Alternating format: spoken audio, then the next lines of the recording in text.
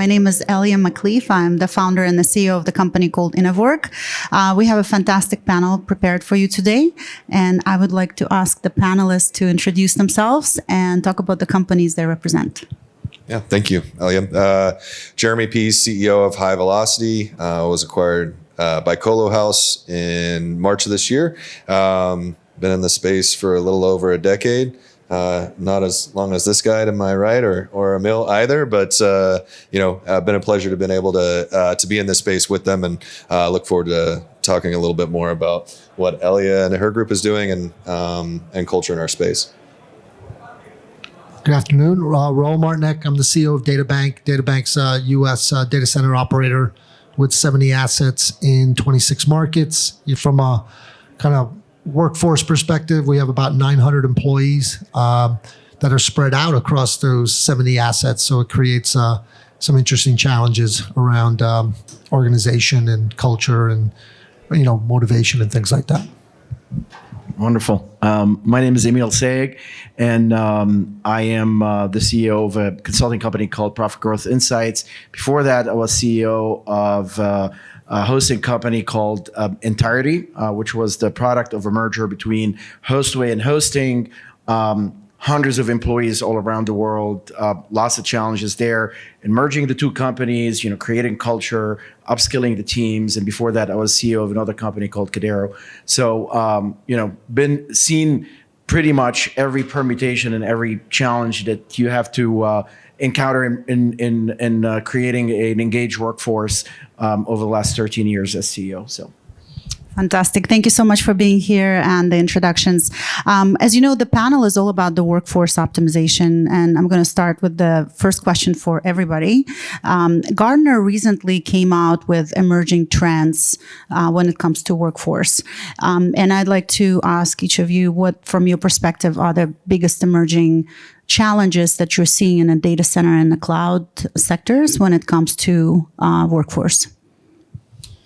Yeah, so I think obviously remote work is a part of it. Obviously, with data centers, that's a little challenging because obviously you have staff that has to be on site, 24/7 to be able to manage those facilities. So there's a complication in being able to manage that. But then as you have different parts of your workforce, there is the ability for remote capability. So balancing that across the workforce in this space can actually be difficult. And also, it's not a technology that I think is out there and seen, by the younger generation in terms of, nobody's going, oh, hey, I really want to get into the data center space. Everybody sees the software and the cool sides of Google and all the different things that happen, and they don't understand what that means on the data center side. So I think getting focused on that and finding talent within this space. I mean, you've got a number of people that have been working in this space for a while, but as data centers continue to grow and expand at the pace that they are, continuing to find the workforce that can manage that and all the technologies that come around, cloud, bare metal services, all of that, continuing to build that talent and build that base is definitely another challenge that I think we see in the space right now. Yeah. So as I mentioned, 900 employees, but it's really different types of people. I think as a data center operator that also does kind of network and managed services, what's interesting is I feel like we have like 3 or 4 different companies in the same company. So for example, on the data center side, if you think about the workforce there, it tends to be largely data center technicians, which is an entry-level position. I mean, these are salaried employees that, you hire at, $25 to $30 an hour. It's folks that, typically don't have a college degree. Their alternative is to work at an Amazon warehouse or some other type of logistic type of position. So it's an entry-level position. You can have a lot of turnover in that area, and it's kind of a lower level from a pay perspective. And then the other big piece of the data center piece is facilities, and these are people that understand cooling and electrical systems. So it's kind of a skilled, but more like a skilled work or that's non-tech, but because again, it's about infrastructure. So these are people that, might have been managing another data center, or maybe they were managing, the MEP infrastructure at a commercial office building or something like that. And then on the flip side, you have on the managed services and network side, you have your classic, technical organization, which is people that understand networking, understand storage, understand software, understand compute. So again, very different skill sets, very different groups of people, very different mindsets. And certainly, we all know, obviously, we went through a period of high inflation, a lot of job turnover. So it was hard to find people and to keep them in kind of on the data center technician side. A lot of that's dissipated. I will say over the last 12 months, we've seen a dramatic reduction in kind of turnover in that group. So there isn't as many people, there isn't as many job openings out there as there used to be, especially for those types of positions. So our big challenge is, how do we bring in good people at that level, and then how do we keep them? And the key there is to have a pathway for them to be able to build their skill sets, right? So we developed different tiers: a data center tech 1, 2, 3, data center lead, and then a data center manager. So we're trying to create kind of a progression for folks to be able to expand their skill sets, to be able to obviously earn more income, and then to be able to obviously stay with the company longer, because turnover is just something you don't want. Yeah. Agreed, Rahul. One of the other things is just the fast pace of the change in technology, as you've been hearing here along this conference. The data center technology is changing rapidly. So both on the infrastructure side as well as the software side. So employees need to keep up, and they need to continually grow their skill sets and upskill and to kind of stay relevant.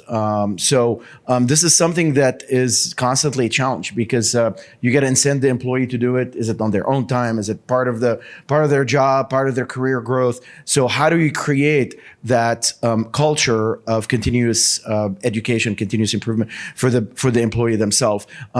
Because stagnating and saying, well, we're going to keep doing it the way that we did it last year and the year before and the year before that is not going to work. We're just talking about, power to the rack. We're talking about all the different technologies that are coming up. All the changes. VMware was more relevant probably a year ago. Now there's a lot of companies that are looking to move away from VMware, as an example. So those same employees, they're not always fungible. They gotta learn new skills to stay relevant at the company. So I would say, this is a changing industry. We're moving at the face of the change of technologies. Our employees, we need to help them move along that pace.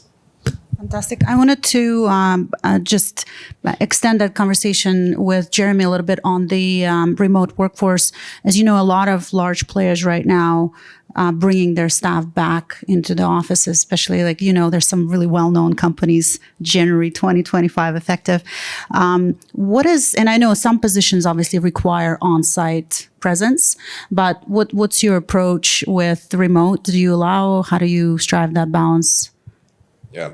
So we're trying to do this as a hybrid approach, honestly. So, one of our locations actually in Albany, New York, one of the things we found in terms of turnover was we had no ability for some of those employees who could work remote for them to work remotely. And now that we actually changed that policy and some of them come in some days of the week and then work from home, we've seen more stability within that actual facility in terms of the workforce. And again, as Rahul spoke to, turnover is one of those things you don't want to deal with.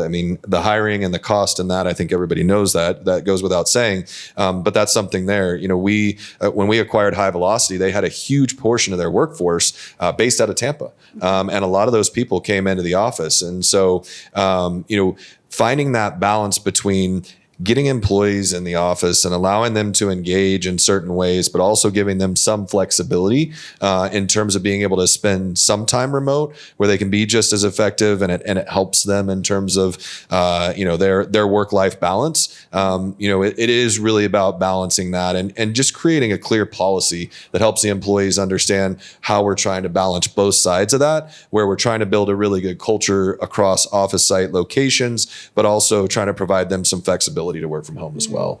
And post-acquisition or post-merger with High Velocity, Is this sort of the main element of building that resiliency in your staff, or any other areas you're really focused on? I mean, culture is part of it too, as well, right? Might have worked with this guy and saw, an amazing culture in terms of what he's built there at DataBank, which I have a high respect for. And it's a lot of what, we're aspiring to do as an organization. So some of it is managing the workforce in terms of those pieces. A lot of it is building a culture of communication and being able to engage that workforce.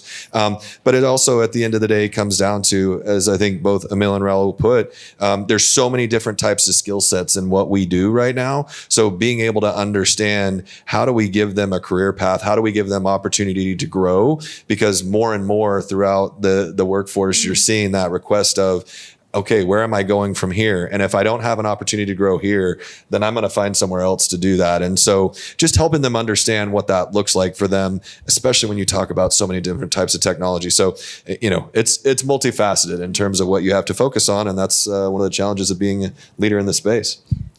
Yeah, let's. I want to talk about the remote, because that's a particular topic that I'm very interested in.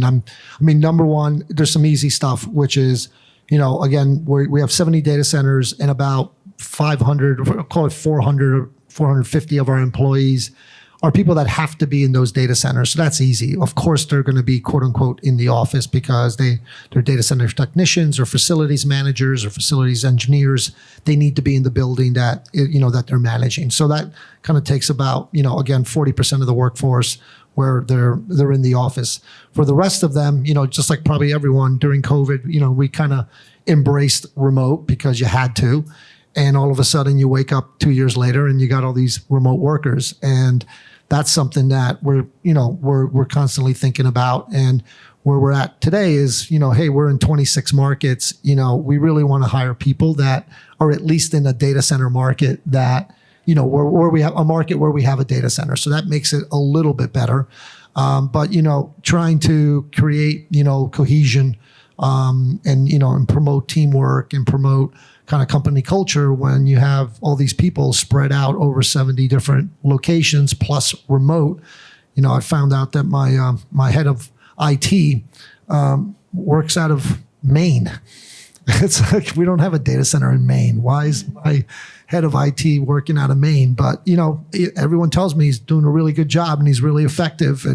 But there's just something that sticks in my head that I don't like it. So I'm optimistic that over time there will be a trend back into the office, because I think people want to be engaged. I think people want to be around other people, especially if they have good teammates. But the siren song of remote is really strong, and a lot of people have gotten really comfortable with it. And it's hard to put that genie back in the bottle. Yeah, Absolutely. I want to just add one thing. For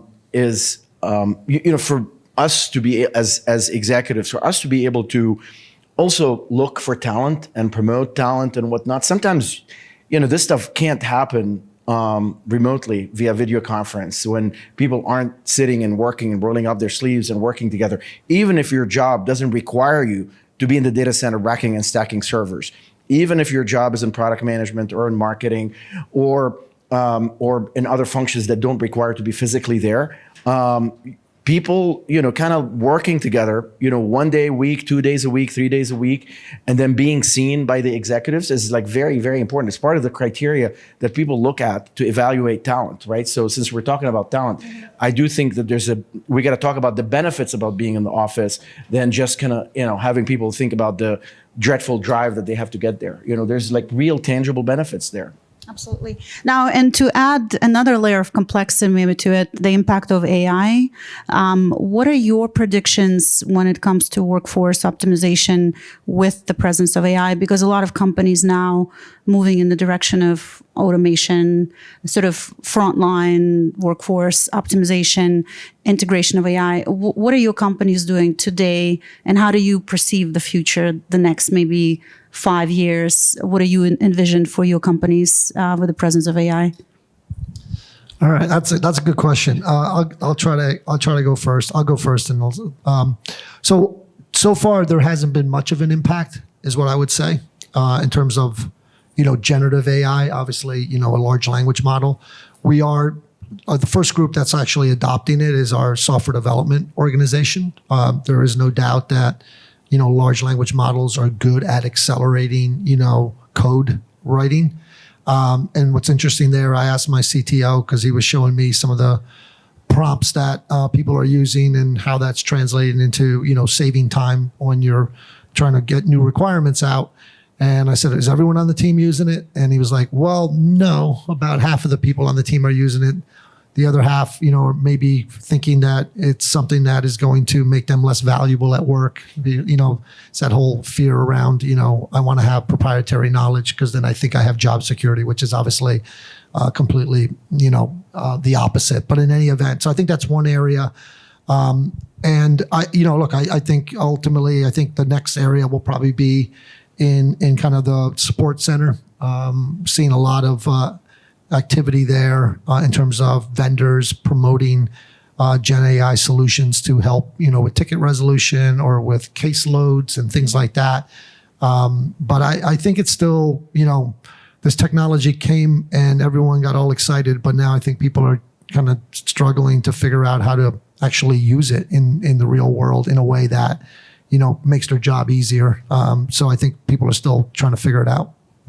Yeah, I mean, one of the issues is that people don't have all their data in one place, right? We don't have our company's data lakes in one place so that we can look at them, because you're not just looking at the ticketing system. You also want to look at the history of that customer. This is, you want to look at how much they're paying. You're going to look at their churn rate. You're going to look at whether they had churn in their management. They're going to look at their latest NPS score. So you got to put all that data together so that you can point. It's going to get there. As Raul said, it's not there yet. However, in our case, we are using it on the cybersecurity front, as we get billions and billions of logs that come in, every month on our customers. So to analyze those logs, it's just not humanly possible to do it with people. So what we do, we did use is forms of machine learning and AI, essentially to abstract the real threats to a human being that can, actually look at them, analyze them, and decide whether it's a real threat or not a real threat and act on it. So, so there are some uses there, and as a consequence, there was some ability to reduce the number of heads in our analyst team. So the most entry level jobs, I would say, will be at risk. And the jobs that are going to be at risk are the ones, or the people that are going to be at risk are the ones that are not going to know, to your point, how to use AI properly. Those are the ones that are going to be at risk, that I want to try to use it. The ones that are smart enough and know how to use AI, those are the folks that are going to prosper and do very well. Yeah, it's interesting because I had an employee about 8 weeks after the acquisition go, hey, read this article on why CEOs are going to be the first ones to be out the door with generative AI. And I thought that was a really interesting article, and they can just analyze all these different pieces. But I think, to both Emil and Raul's points, I think we're seeing it more in, support ticketing. How can we engage in that customer experience? But to Emil's point, you got to have all the data to do that correctly, right? And you got to have all that in one spot. And especially companies like, DataBank's done their share of acquisitions. We've done our share of acquisitions. And as you continue to blend these companies and integrate them together, that continues to be a challenge to get all that data in one spot to really efficiently use that. And what you don't want in those scenarios, at the panel that I spoke on earlier today, we were talking a lot about, specific to our line of business, there's a lot where support is critical to the customer experience. And if you mess that up in a way that it starts to make the customer feel disjointed and it's difficult to get to an actual support tech, how many of us have been frustrated by trying to get through a phone tree to get to an actual agent and figure that out? We don't want that to be the experience at the end of the day. So it's figuring out how to use that properly. So I think to Raul's point, you're starting to see some of those capabilities come in. Also on the sales side, I think, online chats that come in through the, the sales cycle is another piece of that. I think it's starting to come in, but it's really figuring out how to use that. And for us, I think one of the things we think about is making sure that as we try to use that technology, we don't really hurt the customer experience at the end of the day, because that's where we don't want to lose that experience for our customers. Absolutely. And post the merger, how do you maintain that customer focus, and what are the tips or maybe some suggestions you have to other companies going through mergers and acquisitions at this point?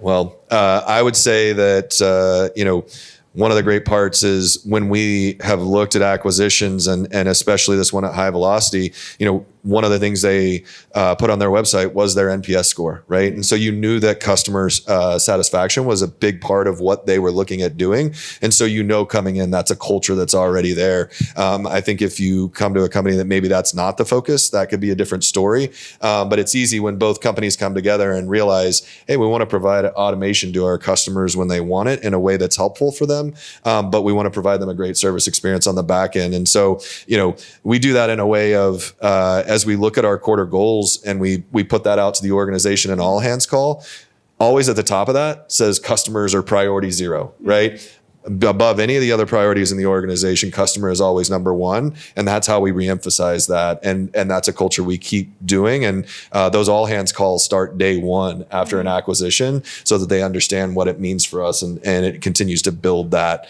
knowledge every time we have one of those calls.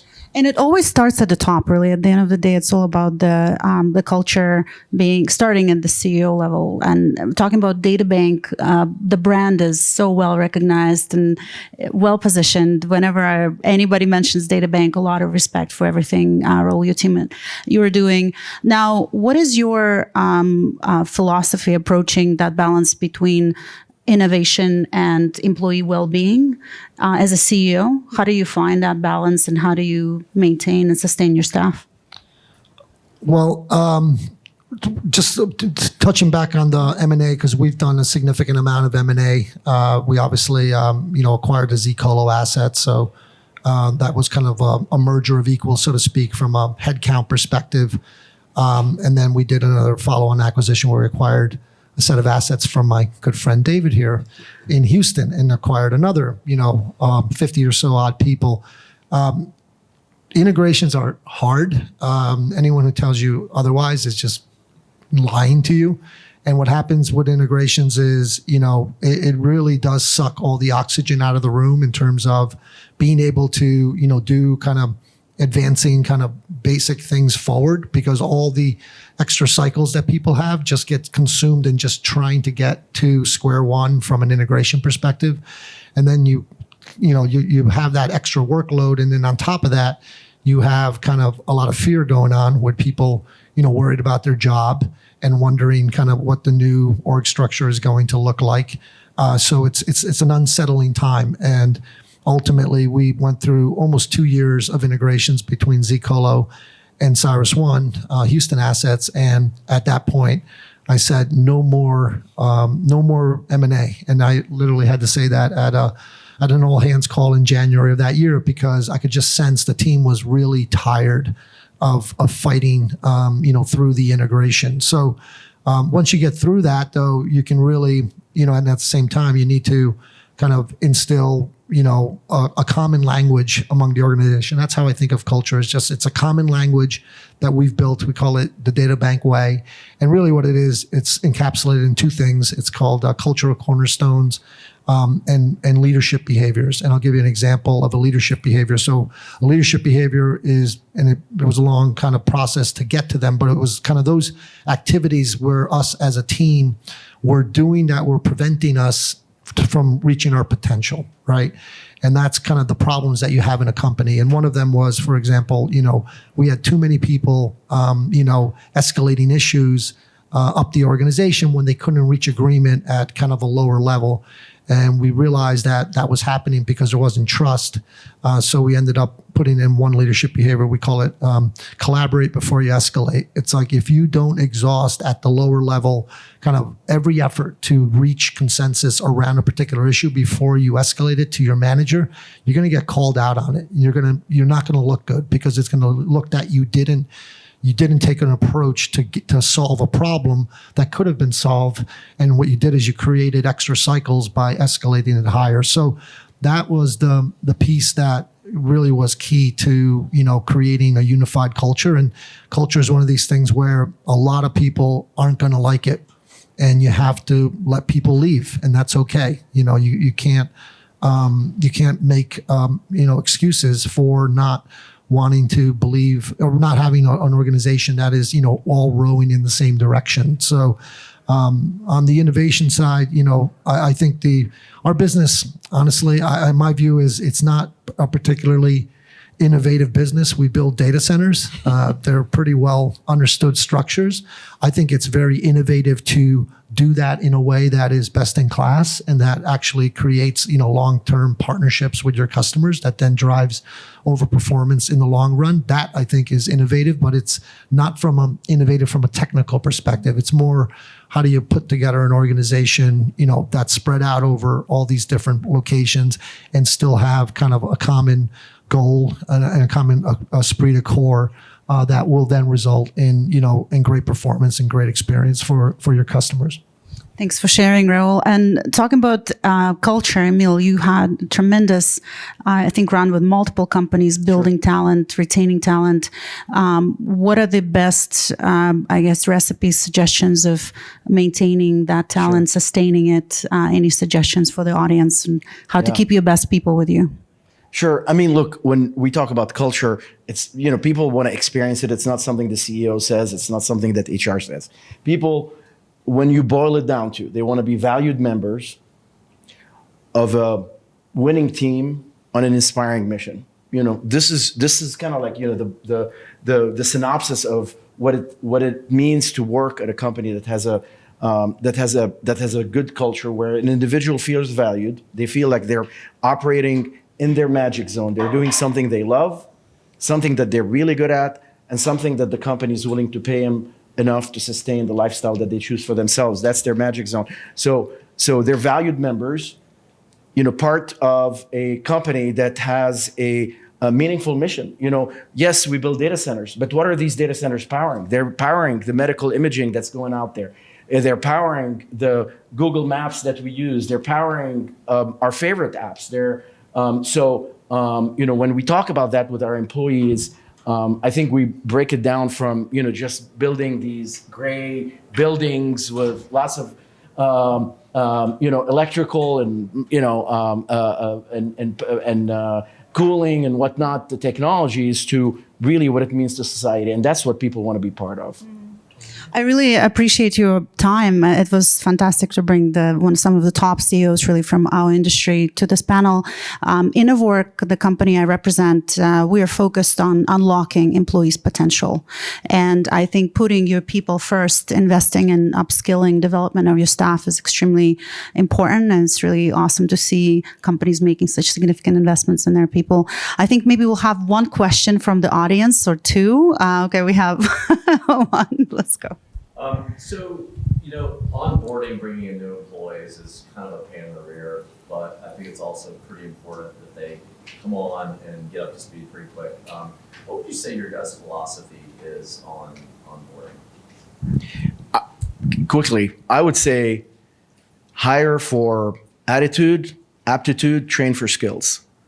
Train for skills. And this goes straight to the Innovork value proposition. Actually, this is what Elias company does, is helps companies put into place curriculums for their employees to train them and move. But I mean, look, you can't train for attitude. You can adjust it, you can work with it, but we've all worked with a creative jerk, right? It's tough. And you got to keep managing them, and sometimes we do manage them, but it's a labor of love. It's much easier to hire for attitude, hire for aptitude. They're smart, they're intelligent, and then train them for skills. Thank you guys so much, and thank you for being here. Really appreciate it.